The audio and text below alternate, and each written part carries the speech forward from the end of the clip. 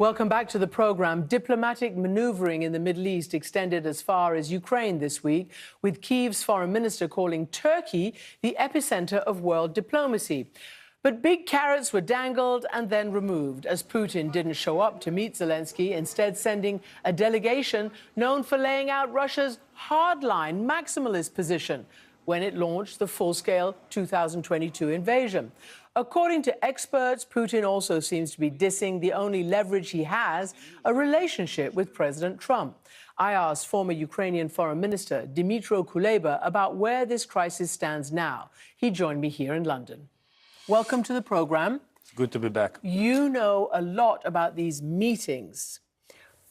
Describe what you think happened. I mean, was it ever serious that Putin was going to come? No, absolutely. And he was actually clear. He never promised to come. He said he was ready to resume negotiations. And that kind of throws everything back to the spring of 2022, when Ukrainian and Russian delegations were seeing each other.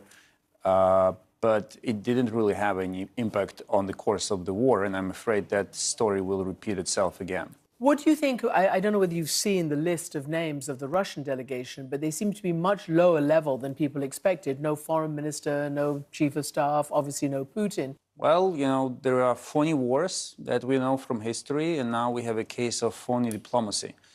You see, there is a symbolism in the delegation that President Putin sent to Istanbul this time, because the head of this delegation is exactly the same person who led the Russian delegation 3 years ago.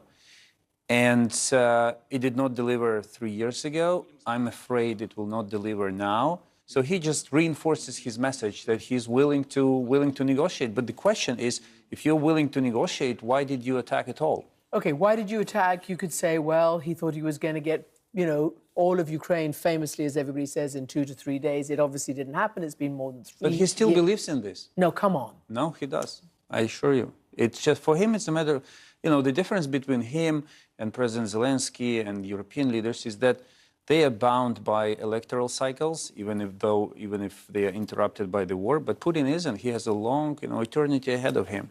So what, he still eventually believes in getting Ukraine? One way or another, absolutely. So what can, for instance, a new administration seek to change in this dynamic? A new American administration? Putin can put his plan on hold. I don't think he will ever be able to abandon the idea of subjugating Ukraine, because that's his whole mission. But there are very specific and clear instruments how to make him put his plans on hold, to delay them, and therefore buy time. First and foremost, it's oil. I mean, his war machine runs on oil, on money, on oil revenues. And this is the real needle that can make him change his mind. So President Trump has, you know, on and off floated the idea of sanctions. Is that what you expect President Trump to do? He himself said nothing is going to change on the battlefield or around the negotiating table unless he meets with Putin. In diplomacy, to make someone change his position, you have to strike the right balance between sticks and carrots, right? So the carrot here is when Donald Trump says, Vladimir, let's meet, let's see what we can do together. And the carrot, and the stick is, if you do not end the war, then this and this bad and that bad thing will happen to you. What we've seen so far were all the sticks were going to Ukraine and all the carrots were going to Russia. I mean, by definition, by the very kind of fundamentals of diplomacy, it doesn't work. Second thing to do is to continue supporting Ukraine militarily, because Putin's evaluation is that the West faltered. The West does not exist anymore. The United States walked away. The moment will come when Ukraine will begin to become weaker, and that will be his opportunity. Can I ask you, though, you know, from President Biden's administration, you had pretty much a long-term commitment for diplomatic and military help. The slogan was, for as long as it takes. You remember that.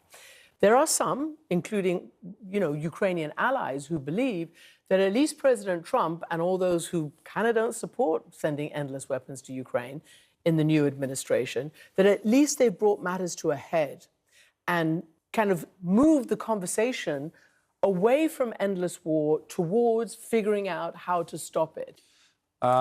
Well, the need to change attitude towards the strategy was apparent, it was obvious. President Trump brought new dynamics into this conversation, but as I said, in diplomacy, it's about sticks, carrots, and a sense of time. And you cannot achieve a result if you give all the sticks to Ukraine that was attacked and all the carrots to Putin. Because who attacked? Because he just doesn't. Don't you think it's changing a little bit, that President Trump is less, you know, sticking it to Ukraine? It is changing a little bit, but I can tell you that in terms of reaching a ceasefire, today we are in exactly the same moment as we were 4 months ago in January, or 6 months ago, or even 8 months ago. Everything we've seen so far, let's be clear about it, these were not negotiations about ceasefire. These were maneuvers to keep President Trump on his side. Putin's maneuvers. And Zelensky's maneuvers as well. He was also maneuvering to avoid Trump's wrath and anger and moves which would put Ukraine into an even weaker position.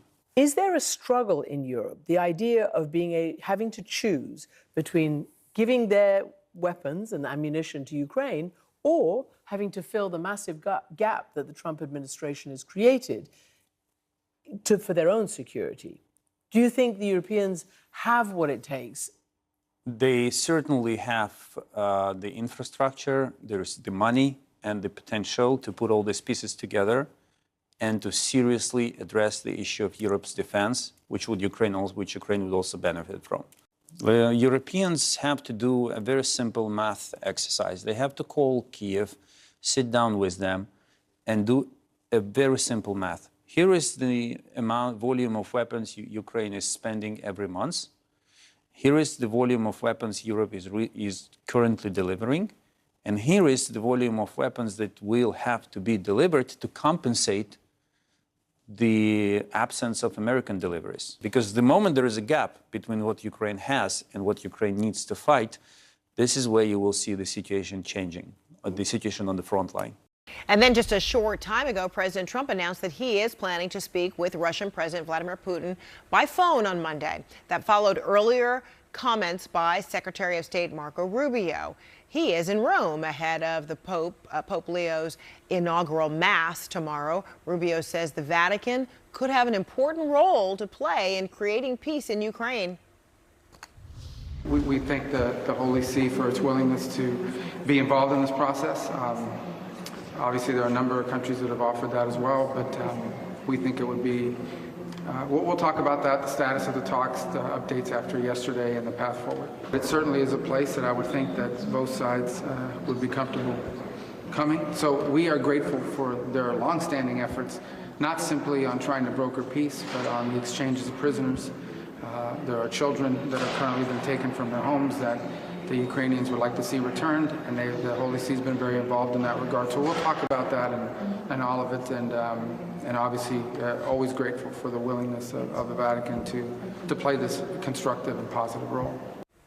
CNN's Vatican correspondent Christopher Lamb has more.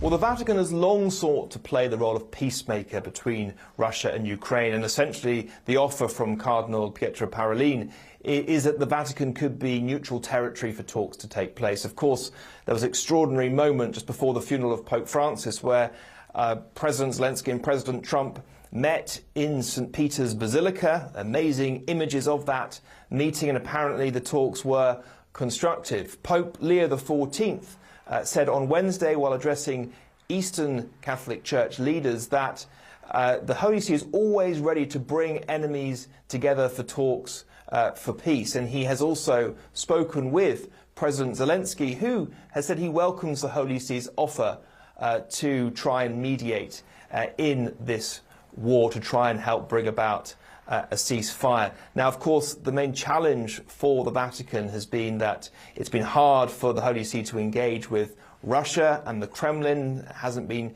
clear that they've had a very high level of dialogue with the authorities in Russia and the Russian Orthodox Church. But a Russian official telling me that they will consider the Vatican's offer. They've been considering it as it's been on the table for some time, but it, of course, depends on the details and the officials saying goodwill from the Ukrainian side.